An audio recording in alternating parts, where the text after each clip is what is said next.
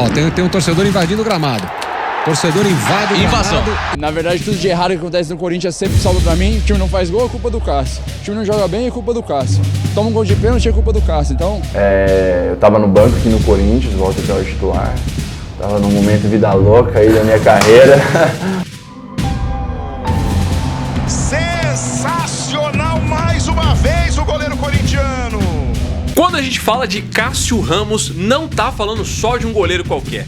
A gente tá falando aqui de um cara que virou lenda viva, símbolo de raça, determinação e de momentos inesquecíveis pra gente. O bando de loucos invade a América. O Corinthians conquista a Copa Libertadores de 2012. Desde que ele chegou no Corinthians, lá no finzinho de 2011, o Timão nunca mais foi o mesmo. Era um tempo em que o time estava se reestruturando, tentando buscar voos mais altos, mas ninguém imaginava que aquele grandalhão lá de Veranópolis ia ser a peça que faltava para escrever uma das eras mais gloriosas da história do Corinthians. Quando ele estreou pelo 15 de Piracicaba, ninguém, eu acho que nem ele mesmo e nem a torcida podia imaginar o tamanho do impacto que ele ia ter nesse time. Foram 712 jogos pelo Corinthians, o que coloca ele como o segundo jogador que mais vezes vestiu o manto do Timão. Tá atrás só do Vladimir, que tem 806 jogos. O Cássio sempre foi mais que um goleiro, ele é uma espécie de símbolo. Com 32 pênaltis defendidos, ele se tornou o maior pegador de pênaltis da história do Timão. Só em 2023 foram 7 defesas, né? Um recorde dele para uma temporada. Quem não se lembra aí de 2018, cara, contra o São Paulo na semifinal do Paulistão e contra o Palmeiras na final. O cara brilhou com 4 defesas que ajudaram o Corinthians a levantar a taça. Dudu parte, bateu, Cássio! Terceiro pênalti, bateu, Cássio! Vai contra a esquerda, bateu, gol!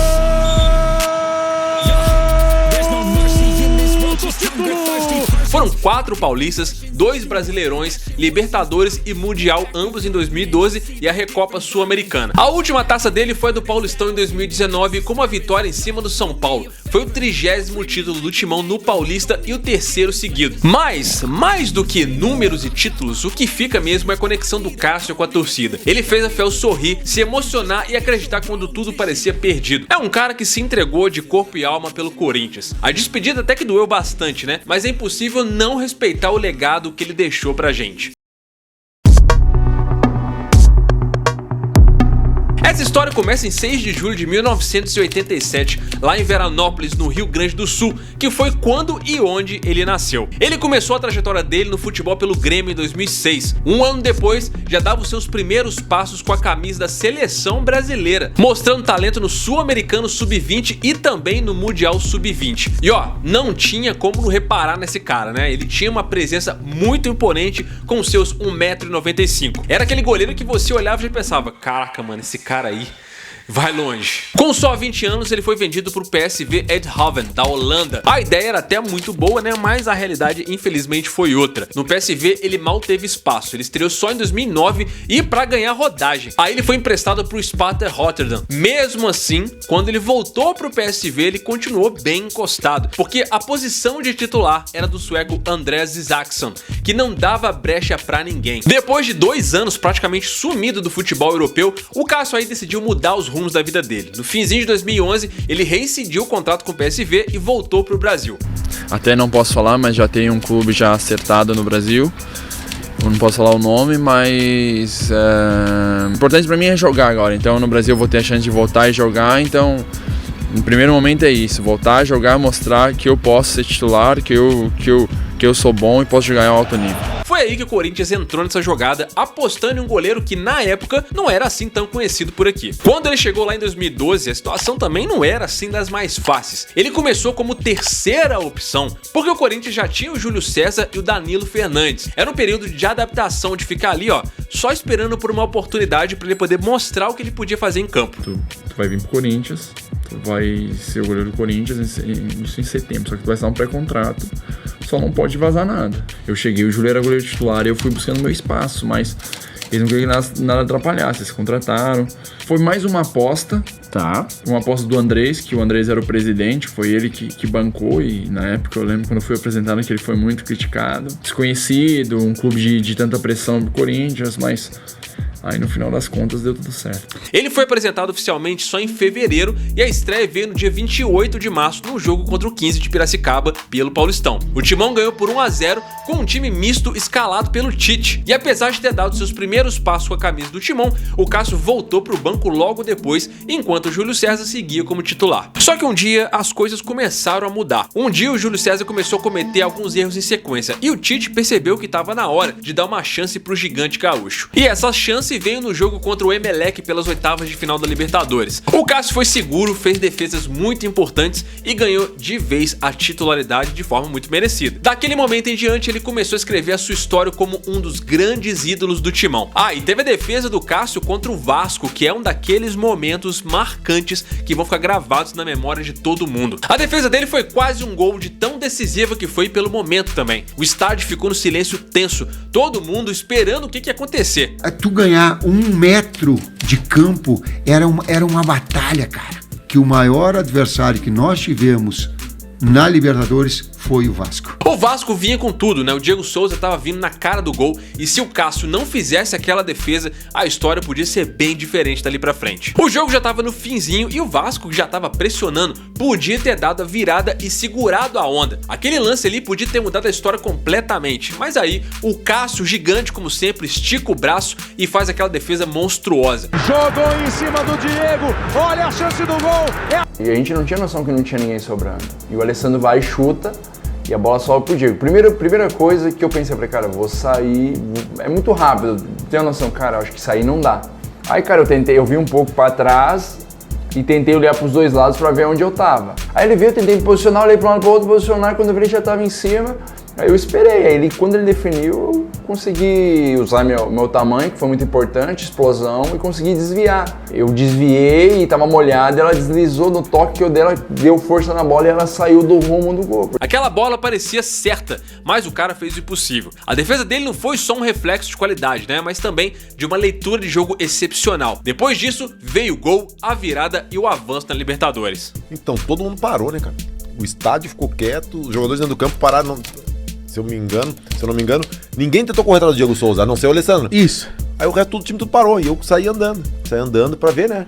E olhando o Diego Souza chutou, o Cássio defendeu. Eu falei, puta, quando eu olhei pra trás, assim, tinha uns 4, 5 outros atrás de mim, uns deitados no chão, assim, todo mundo ficou atônito, cara. Aquela defesa contra o Vasco foi um momento para ser imortalizado por todos nós, né? Já na semifinal contra o Santos, o Cássio fez boas defesas que mantiveram o Corinthians vivo na competição, ajudando o time a vencer por 1-0 e garantindo a vaga na grande final. E aí chegou a hora mais esperada, né? A decisão contra o Boca Juniors. No primeiro jogo, no La Bombonera, ele segurou as pontas do empate por 1-1, garantindo que o time voltasse para São Paulo com tudo aberto. No dia 4 de julho, no Pacaembu, o Cássio e o Corinthians entraram para a história ao conquistar pela primeira vez a Libertadores da América pelo Corinthians. Ele foi tão bem que foi eleito o goleiro da seleção do torneio. E aí, cara, se 2012 já era um ano para ser lembrado, ainda tinha o Mundial de Clubes em dezembro. E foi lá contra o Chelsea que o Cássio fez uma das suas melhores atuações de carreira. Na final, ele parou o ataque inglês com defesas impressionantes, garantindo o título mundial pro Corinthians. A atuação foi tão absurda que ele foi eleito o melhor jogador da final e da competição toda. O Cássio não era só mais um desconhecido, agora ele tinha virado ídolo,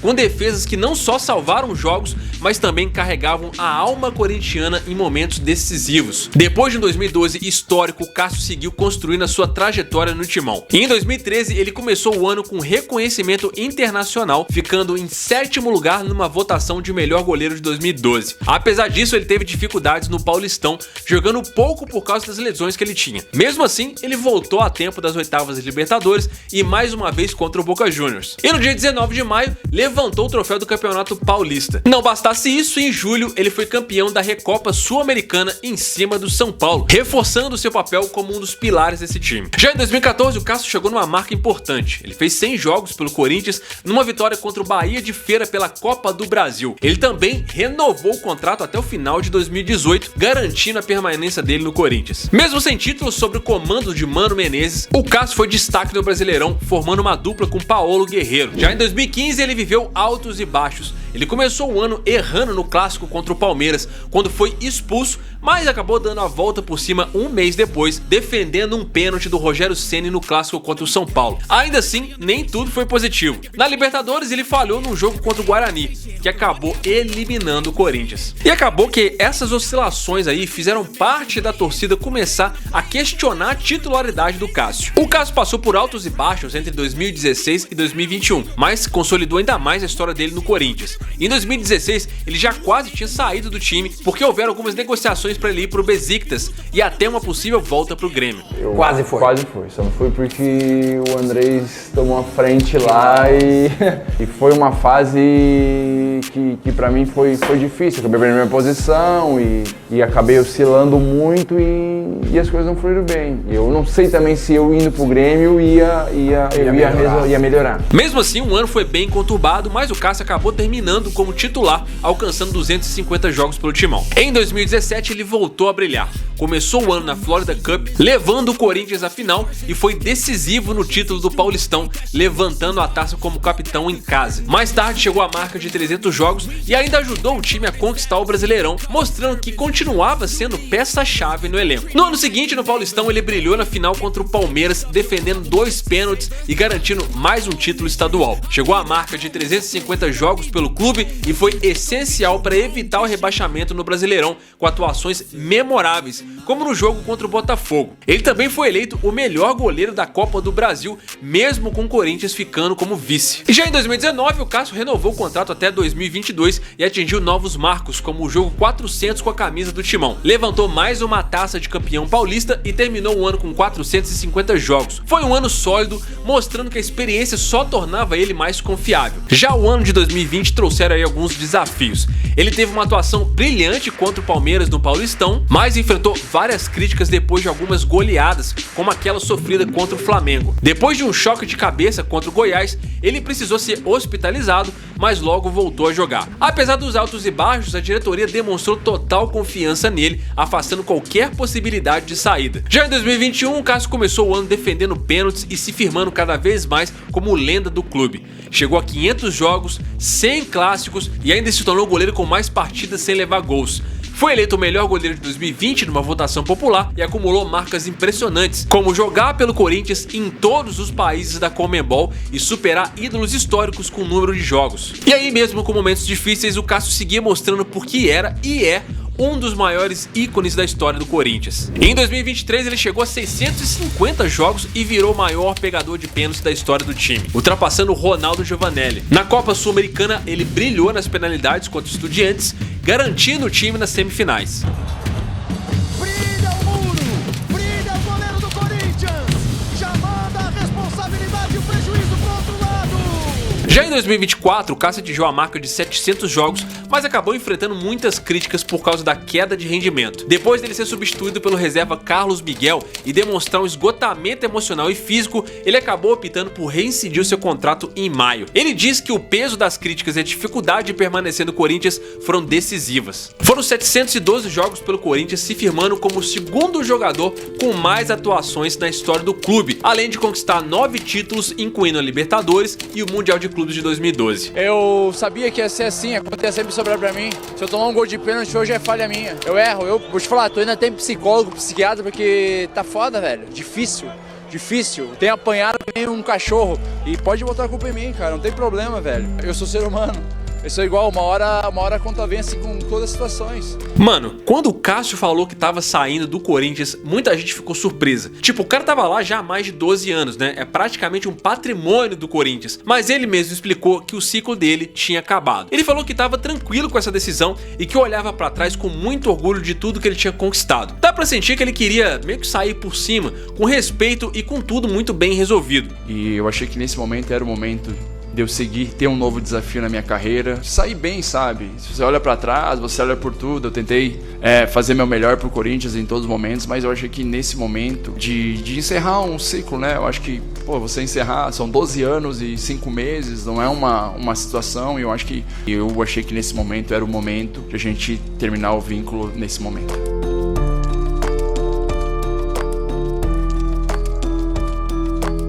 Ele disse que queria um novo desafio E sinceramente, faz sentido, né? O cara tá lá já há mais de uma década, fez história, segurou a barra em momentos muito difíceis. Se ele sentiu que era a hora, é porque era a hora de buscar uma outra parada mesmo. Quem vai questionar ele? E aí uma coisa que ele acabou deixando bem clara, era que ele não tava saindo porque virou reserva no Corinthians. Depois daquela derrota pro Argentinos Júniors, começaram a inventar um monte de história por aí, mas ele disse que isso aí era só papo. Ele falou que já tinha ido pro banco outras vezes, como em 2016, e nem por isso ele pensou em sair. Segundo ele, era tudo sobre entender o momento, ter sabedoria e grandeza, e claro, saber quando encerrar um ciclo. A verdade é que muita gente só vê a parte que tá na mídia, né? Mas não sabe o quanto ele se dedicou, o quanto ele se entregou pelo Corinthians. Ele sabe que saiu com o dever dele cumprido e com a consciência limpa. E convenhamos, isso aí é verdade. O Cássio estava lá nos momentos mais tensos, nunca se escondeu e sempre tentou ajudar o time. A saída do Cássio foi o fim de uma era, mas ele deixou um legado gigantesco. É estranho não ver ele no gol com aquela segurança de sempre, né?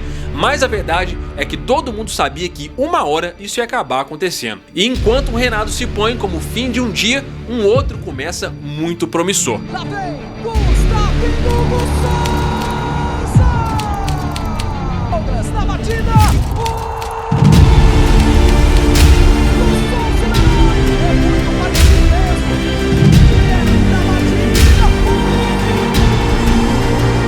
Mesmo quando o ciclo dele chegou ao fim em 2024, o sentimento era de gratidão. Não foi só um goleiro, foi um cara que ajudou a Fiel a viver os melhores anos das últimas décadas, porque no fundo o Cássio não é só parte da história do Corinthians, ele é a história. E para quem acompanhou tudo bem de perto, cada título, cada defesa, cada pênalti pego, fica o orgulho de ter visto o maior de todos em ação.